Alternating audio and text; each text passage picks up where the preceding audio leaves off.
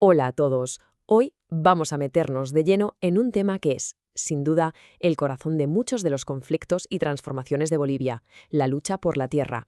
Y para guiarnos en este análisis, contamos con el trabajo de José Federico Durán Velasco, una perspectiva única que viene de estar más de 20 años en la primera línea, trabajando con los sistemas de derechos reales del país.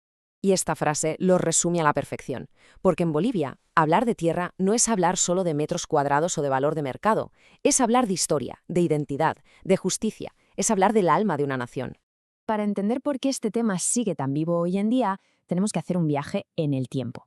Porque en el fondo, la historia de Bolivia se puede contar a través de quién ha controlado la tierra y cómo. Este viaje tiene tres grandes paradas, tres momentos que lo cambiaron absolutamente todo. Cada uno de ellos supuso una vuelta de tuerca radical en el poder, en los derechos y al final en el destino de millones de personas. Empecemos por el principio, antes de 1953. Hay que entender el sistema que fue la chispa que lo incendió todo, la hacienda. El motor de la hacienda era una figura llamada colonato. Pero, ojo, esto no era un contrato de trabajo ni nada parecido. Era un sistema de servidumbre en el que las personas estaban, literalmente, atadas a la tierra, tratadas casi como parte de la propiedad. El contraste era brutal. Por un lado, tenías al hacendado, con un poder casi feudal sobre extensiones de tierra inmensas, muchas veces sin producir, y por el otro, a los colonos, sin derechos, sin salario, atrapados en un ciclo de trabajo forzado.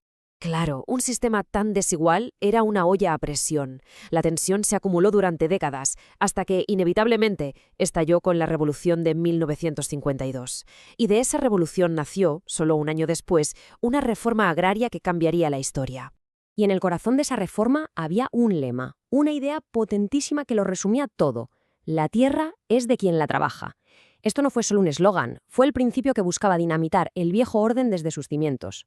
La reforma no consistió solo en repartir parcelas. Se construyó sobre tres pilares fundamentales. Primero, la justicia social, que significaba abolir la servidumbre. Segundo, la soberanía económica, para que el país produjera su propia comida. Y tercero, un concepto revolucionario para la época, la función social. Y ahora damos un salto en el tiempo. Vamos a ver cómo ese legado de 1953 ha evolucionado hasta hoy, con la Constitución de 2009, que establece unas nuevas reglas del juego. Y aquí está el cambio más importante de la ley actual. Ser propietario de tierra ya no es un derecho absoluto, ahora es un derecho condicional, es decir, un derecho que viene con responsabilidades. Esa responsabilidad tiene un nombre oficial, la Función Económico-Social, o FES.